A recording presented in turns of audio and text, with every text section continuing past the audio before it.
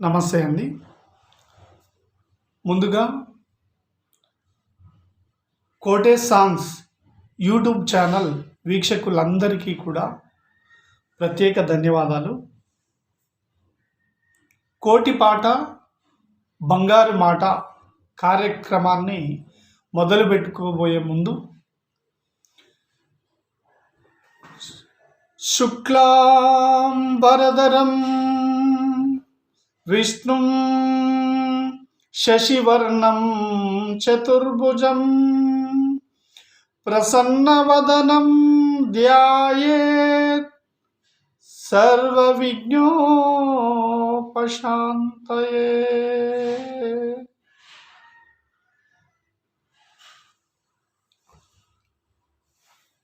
ముందుగా మా గురూజీ పూజ్యశ్రీ భిక్షమయ్య గురూజీకి, మాతాజీకి మరియు గురు పరంపర అందరికీ హృదయపూర్వక పాదాభివందనాలు. ఈరోజు ముందుగా మోక్షం అంటే ఏంటి, మోక్ష పదమును చేరుకోవాలంటే మనిషి ఏం చేయాలి అంటే, చూడండి, భూమి మీద పుట్టిన ప్రతి ప్రాణి గిట్టక మానదు. పుట్టుక మరణం అనేటటువంటిది ఖచ్చితంగా ఉంటుంది.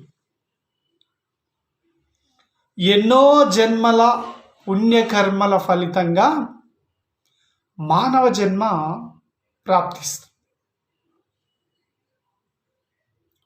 మిగిలిన జీవుల కంటే మానవుడు ప్రత్యేకమని చెప్పవచ్చు. ఎవరు ఎక్కడికి చేరినా చివరికి ఈ ఆధ్యాత్మిక మార్గాన్ని అనుసరించవలసిందే. మరి దీనికి మూలం వేదం. వేదం అనే పదం విద్ అనే మూలధాతువు నుంచి ఆవిర్భవించింది. విద్ అంటే జ్ఞానం. జ్ఞానం సృష్టికర్తను గురించి అంటే భగవంతుని గురించి తెలిపేదైతే అది వేదమవుతుంది. సృష్టిని అంటే విశ్వాన్ని గురించి తెలిపేదే విద్య. అయితే సృష్టికర్తను అంటే భగవంతుణ్ణి గురించి తెలిపేది వేదం. అంటే సృష్టిని సృష్టించినటువంటి వాడు సృష్టికర్తని గురించి తెలుసుకుంటే, అంటే సృష్టిని సృష్టించినటువంటి సృష్టికర్తను ఇద్దరిని గురించి తెలుసుకుంటే, సృష్టి గురించి సృష్టికర్తను గురించి తెలుసుకుంటే సృష్టి గురించి ఆటోమేటిక్గా తెలిసిపోతుంది కదా. కాబట్టి సృష్టికర్తను గురించి తెలిపే వేదాన్ని గురించి తెలుసుకోవాలి ముందుగా. మరి ఈ యొక్క వేదంలో వేదం సృష్టిని గురించి సృష్టికర్తను గురించి కూడా తెలుపుతుంది. విశ్వాన్ని గురించి భగవంతుని గురించి తెలుపుతుంది. వేదం మనం ఎక్కువ శాతం సృష్టిని గురించే తెలుసుకునే ప్రయత్నం చేస్తూ ఉన్నాం. మేధావులందరూ కూడా సృష్టిని గురించి విశ్వాన్ని గురించి అందరి రకరకాలైనటువంటి పరిశోధనలు చేస్తూ ఉన్నాం. కానీ సృష్టికర్తను గురించి తెలుసుకోలేకపోతున్నారు. కాబట్టి వేదం సృష్టిని గురించి సృష్టికర్తను గురించి తెలుపుతుంది. కాబట్టి వేదం అనాదిగా ఉన్నది. దీనికి ఆది అంతం అనేటటువంటిది లేదు. అందుకే వేదాన్ని సత్యం అన్నారు. వేదాన్ని ఏమన్నారు? సత్యం అన్నారు. అందుకే భారతదేశానికి వేదభూమి అని పేరు.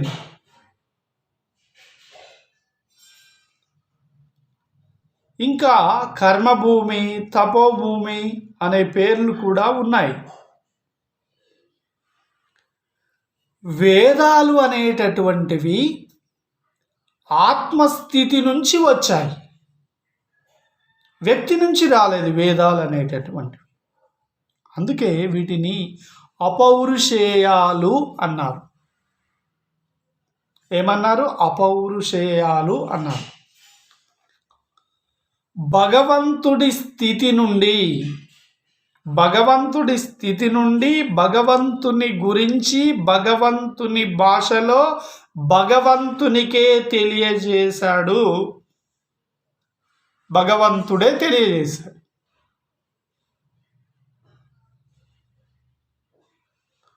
అంతర్వాణి నుంచి వచ్చిన దివ్యమైన శబ్దాలే మంత్రాలు, వేద మంత్రాలు. అంతర్వాణి నుంచి వచ్చినటువంటి దివ్యమైనటువంటి శబ్దాలే మంత్రాలు. మనసును కరిగించేది మంత్రం. మనసును కరిగించేది మంత్రం.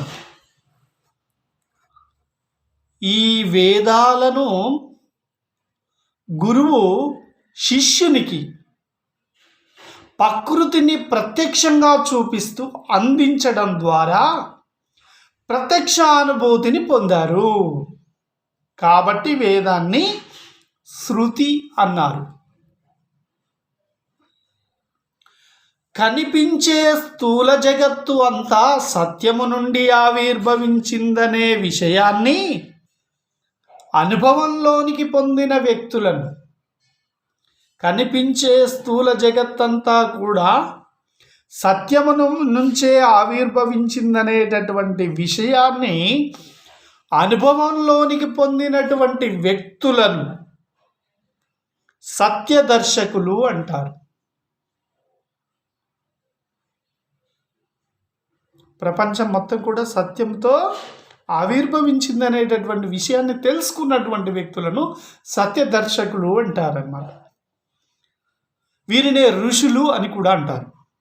అంటే వృషికాలను జయించిన వారు, ఇంద్రియాలను జయించినటువంటి వారు, వీరిని సర్వజ్ఞులు, త్రికాలజ్ఞులు, పరిపూర్ణులు అంటారు. వేదం బహిర్గతమైనటువంటి విధానాన్ని ఋతంబర ప్రజ్ఞ అంటారు. ఋతం అంటే ప్రకృతి సూత్రం, అంబరం అంటే ఆకాశం, ప్రజ్ఞ అంటే చేతనత్వం. రూపనామాల సమన్వయ స్థితినే ఋతంబర ప్రజ్ఞ అంటారు. వాసన, రుచి, దృష్టి, స్పర్శ, శబ్దం అనేటటువంటివి 5 ఉంటాయి. సర్వం బ్రహ్మమయమని నిరూపించేదే వేదం. సర్వం బ్రహ్మమయమనేది నిరూపించేదే వేదం.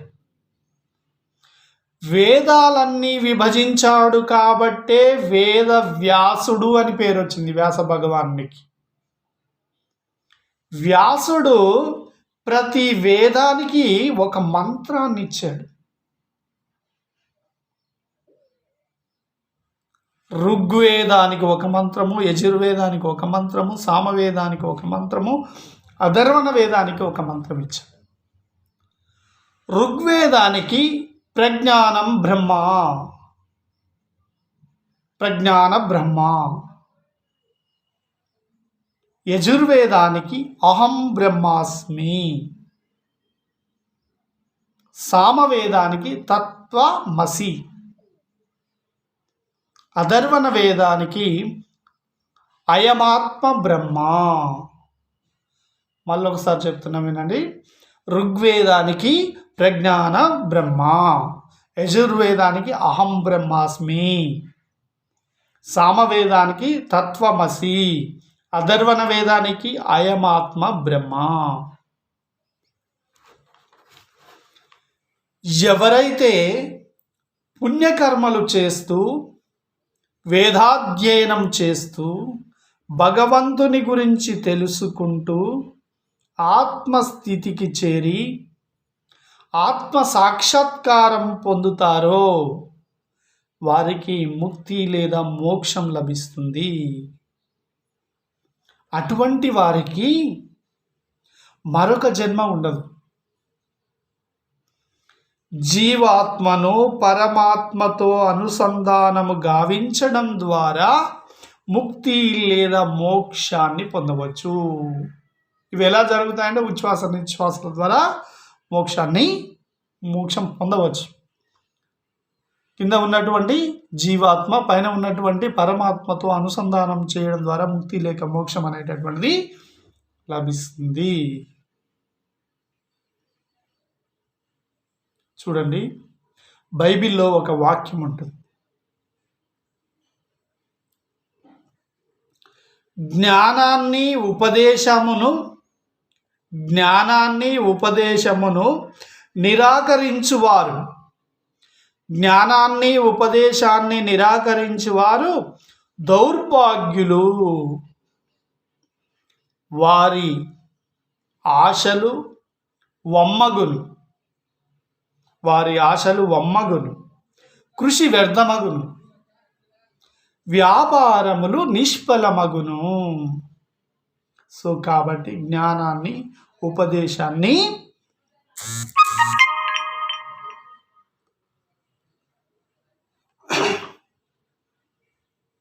నిరాకరించవద్దు, వ్యతిరేకించవద్దు. చూడండి ఇప్పుడు పాట. మోక్షమెప్పుడో మనిషికి మోక్షమెప్పుడో, ముక్తి ఎప్పుడో మనిషికి జీవిత విముక్తి ఎప్పుడో,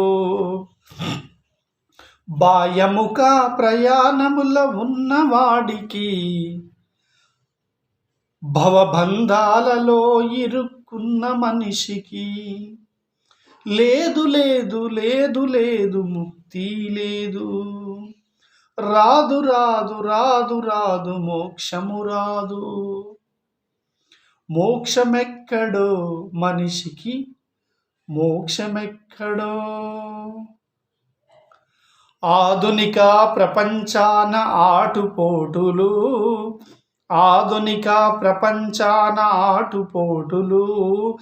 నాగరిక ప్రపంచాన నరక బాధలు, సమాచార సేకరణే మనిషికి సవాలు ఆయే, సమాచార సేకరణే మనిషికి సవాలు ఆయే, మోయలేని విజ్ఞానం శాపము ఆయే, మనిషికి శాపము ఆయే. మోక్షమెక్కడో మనిషికి మోక్షమెక్కడో, ముక్తి ఎప్పుడో జీవిత విముక్తి ఎప్పుడో.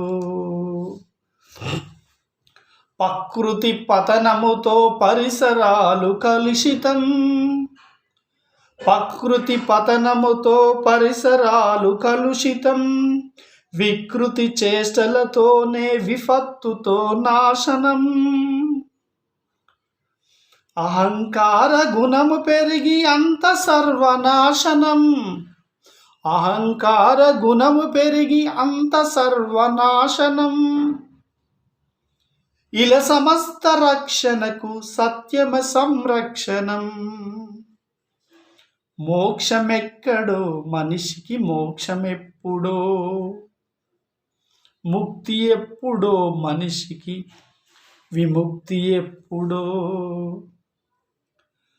కామ క్రోధములందు కాలకూట విషముండు, మదమాచర్యములందు మరిగేటి విషముండు, కామ క్రోధములందు కాలకూట విషముండు, మదమాచార్యములందు మరిగేటి విషముండు, లోభమోహములొదిలిన లోకేశుని కలిసేవు, సత్యధర్మమున నడిచిన సామ్రాట్టును గెలిచేవు.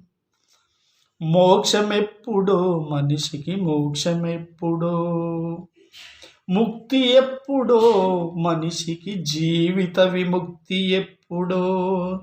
బాహ్యముఖ ప్రయాణముల ఉన్నవాడికి, భవబంధాలలో ఇరుక్కున్నవాడికి లేదు లేదు లేదు లేదు ముక్తియు లేదు.